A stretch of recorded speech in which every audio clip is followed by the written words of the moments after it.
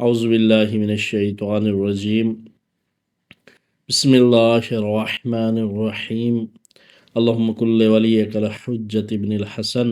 صلواتک علیہ وعلی آبائہ فی هذه الساعة وفی کل الساعة ولیا وحافظا وقائدا وناصرا ودلیلا وعینا حتی تسکنہ ارضک طوعا وتمتعہ فیہا طویلا اللہم صلی علی محمد وآل محمد السلام علیکم ورحمۃ اللہ وبرکاتہ۔ مومنین، جو ہمارا درس کا سلسلہ چل رہا تھا وہ شہزادی فاطمہ زہرا سلام اللہ علیہا کی حیات طیبہ کے سلسلے میں چل رہا تھا، اور اس میں ان کے اسماء کی تشریح کے جو اللہ کے نزدیک شہزادی کے 9 نام ہیں۔ تو آج انشاءاللہ ہم شہزادی کے 2 نام، ایک طاہرہ اور ایک زکیہ کے سلسلے میں گفتگو فرمائیں گے کہ آخر پروردگار نے شہزادی کا نام طاہرہ اور زکیہ کیوں رکھا۔ دیکھیے، اب تک سبھی بات واضح ہوتی رہی کہ شہزادی کے نام پیچھے رکھنے کی کوئی نہ کوئی پروردگار کی وجہ تھی، کہ جس کی وجہ سے شہزادی کو اس نام سے متصف فرمایا۔ ان کی ایک صفت اور ان کے کمال کا مظہر ہے ان کا ہر ایک نام۔ تو آج ہم ان کے طاہرہ نام کے بارے میں گفتگو کریں گے۔ تو بہرحال جو ہے ہم آج طاہرہ کے جو ہے تقریباً 4 وجہ سے شہزادی سلام اللہ علیہ کو طاہرہ کہا جاتا ہے۔ تو سب سے پہلی وجہ جو طاہرہ کہنے کی وجہ ہے، اس لیے کہ طاہرہ اسے کہا جاتا ہے کہ جو خاتون پاک و پاکیزہ ہو، جس میں کوئی عیب نہ پایا جاتا ہو، اسے طاہرہ کہا جاتا ہے۔ اور دوسرے معنی جو طاہرہ کے ہے، وہ طاہرہ کے معنی یہ ہے کہ طاہرہ اس کو کہا جاتا ہے جو ہر قسم کے گناہ سے محفوظ ہو۔ ایک وہاں کے یعنی اخلاقی اشارہ بھی تھا پہلے معنی میں، لیکن یہاں کے یعنی خاص طور سے کوئی اس کی ذات سے کوئی گناہ سرزد نہ ہو۔ اس سلسلے میں امام جعفر صادق علیہ السلام نے ارشاد فرمایا، انما سمیت فاطمۃ بنت محمد انا سمیت فاطمۃ بنت محمد الطاہرۃ۔ کہا جناب فاطمہ زہرا سلام اللہ علیہا کہ جو محمد مصطفیٰ کی بیٹی ہے، ان کا نام جو طاہرہ رکھا گیا وہ کس وجہ سے رکھا؟ لطہارتہا من کل دنس وطہارتہا من کل رفث۔ کا شہزادی کو اس لیے طاہرہ کہا جاتا ہے کہ وہ ہر قسم کی پلیدگی اور ہر قسم کے گناہ سے پاک و پاکیزہ اور منزہ ہے، اور ما رأیت قط یوما حمراء ولا نفاسا، اور جو ایک عورتوں کو ماہانہ چیز پیش آتی ہے وہ بھی شہزادی کو پیش نہیں آتی، اور جو بچے کے بعد جو ایک مثلا وقت کے لیے نماز وغیرہ سے روک دیا جاتا ہے، وہ ایک سبب بنتا ہے کہ جو وہ بھی شہزادی کو پیش نہیں آتا۔ انشاءاللہ اس پہ بارے میں الگ الگ گفتگو کریں گے۔ تو یہ شہزادی کے معنی یعنی ہر قسم کے گناہ سے شہزادی کی ذات پاک و پاکیزہ ہے، اور جو ان کی عصمت کی سب سے بڑی دلیل قرآن مجید کے اندر سورہ احزاب کی آیت نمبر 33 کے جسے ہم آیت تطہیر کے نام سے جانتے ہیں، کہ جس میں اللہ نے اہل بیت علیہ السلام کی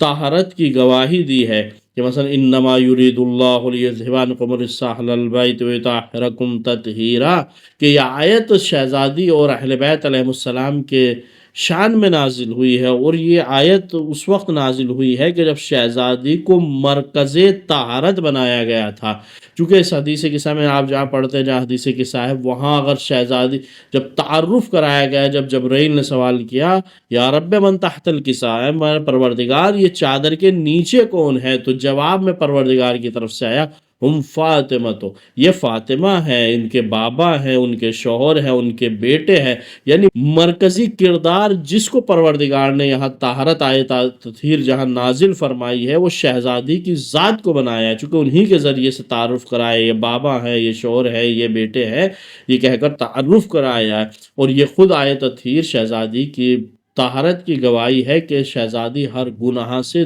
دور ہے اور منزہ ہے۔ اور ایک شہزادی کے جو طاہرہ کے معنی ہے کہ جو ذات ہمیشہ پاک و پاکیزہ ہو، کبھی جس سے کوئی نجاست یا برے کام سرزد نہ ہو۔ دیکھیے گا یہ ایک امتیاز جہاں ہم شہزادی کے معنی طاہرہ کے بیان فرما رہے ہیں، وہاں صاحب جنت العاصمہ نے جو طاہرہ کے ایک معنی نقل فرمائے ہیں کہ یعنی اس کو کہا جاتا ہے جو ذاتاً پاک و پاکیزہ ہو اور کوئی اسے مس نہ کر سکے مگر یہ کہ اس جیسا ہی وہ بھی پاک و پاکیزہ اور طیب و طاہر ہو۔ اسی لیے اس کے دلیل کے طور پر وہ وہی حدیث ذکر فرماتے ہیں کہ جو شہزادی کی شان میں ہے کہ جناب اگر مولا علی علیہ السلام نہ ہوتے تو شہزادی کا قیامت تک کوئی کفو نہ ہوتا، یعنی کسی میں اتنی جرت اور کسی کے کردار میں اتنی بلندی نہ تھی کہ شہزادی کا ہم پلہ اور برابر بن سکے۔ تو بہرحال یہ معنی ہے ایک طاہرہ کے، اور دیکھیے کہ جہاں وہ معنی ہے اسی معنی میں کے ضمن میں ایک حدیث ہم آپ کو اور بیان فرماتے ہیں کہ امام جعفر صادق علیہ السلام نے ارشاد فرمایا حرم اللہ عز وجل علی علی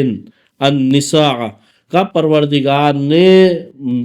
مولا علی علیہ السلام پر تمام عورتوں کو حرام کر دیا تھا، کیا مدعمت فاطمہ حیتن، کا جب تک فاطمہ زہرا سلام اللہ علیہا زندہ تھی تب تک مولا علیہ السلام کے لیے کسی دوسری خاتون سے ازدواج کرنا حرام تھا، یعنی کسی شہزادی کے وجود بابرکت کی بنیاد پر۔ تو یہ ایک شہزادی کا امتیاز ہے کہ شہزادی کو اللہ نے یہ فضل و کرم عنایت فرمایا کہ جب تک شہزادی مولا علیہ السلام کے گھر میں رہی تو دوسری کسی خاتون سے شادی کرنا مولا علیہ السلام کے لیے حرام تھا، اور یہ مولا امام جعفر صادق علیہ السلام کی حدیث سے واضح ہے۔ اور جو طاہرہ کے چوتھے معنی وہی کہ جو اشارہ ہم نے فرمایا کہ وہ شہزادی پہ وہ کیفیت طاری نہیں ہوتی تھی کہ جو خاتون کو بچے ہونے کے بعد وہ کچھ دن کے لیے نماز روزہ عبادت سے رک جاتی، جبکہ شہزادی کی شخصیت کے بارے میں یہ ملتا ہے کہ جیسے ہی شہزادی کے یہاں ولادت ہوئی ہے تو اسی وقت کی شہزادی نے نماز پڑھی ہے ولادت کے فوراً بعد۔ تو یہ اس بات کی دلیل ہے کہ شہزادی وہ پاک و پاکیزہ ذات ہے کہ جن کے قریب کوئی نجاست، کوئی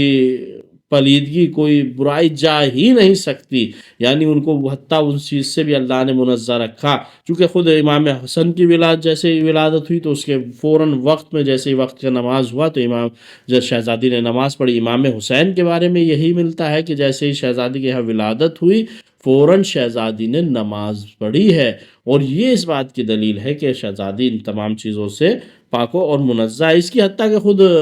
جو ہے حضرت عائشہ نے اس بات کی گواہی دی ہے کہ وہ چیزیں شہزادی کو پیش نہیں آتی کہ جو عام خواتین کو پیش آتی ہے۔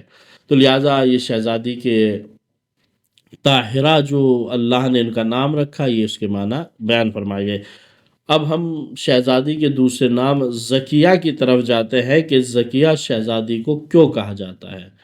تو زکیہ سب سے پہلے تو ہم اس کی تھوڑی لغت سے گفتگو کریں گے کہ زکی کس کو کہا جاتا ہے، یعنی جسی کا مؤنث زکیہ ہے۔ یعنی اب زکیہ کے معنی کیا ہے؟ جو پاک و پاکیزہ ہو نفسی خباثتوں سے، یعنی جس کے اندر نفسی برائیاں، اخلاقی برائیاں نہ پائی جاتی ہو۔ مثلا اب دیکھیے گا آپ کتنی طرح کی برائیاں ہو سکتی ہیں، غیبت کرنا، چوری کرنا اور دوسروں کے عیب تلاش کرنا، یہ سب جو ہے نفسی انسان کی روحی بیماری ہے کہ شہزادی ان تمام اخلاقی بیماری، روحانی بیماریوں سے، نفسیاتی بیماریوں سے پاک و پاکیزہ تھی، اس لیے ان کو زکیہ کہا جاتا ہے۔ اور پھر اہل لغت نے زکیہ کے جو معنی کیے ہیں وہ زکیہ کے معنی ہے کہ جس کے اندر بخل نہ پایا جاتا ہو، حسد نہ پایا جاتا ہو۔ اب بخل نہ پایا جاتا ہو تو کہا جس کی سخاوت کی، دیکھے گا یعنی شہزادی کو زکیہ کہا جاتا ہے،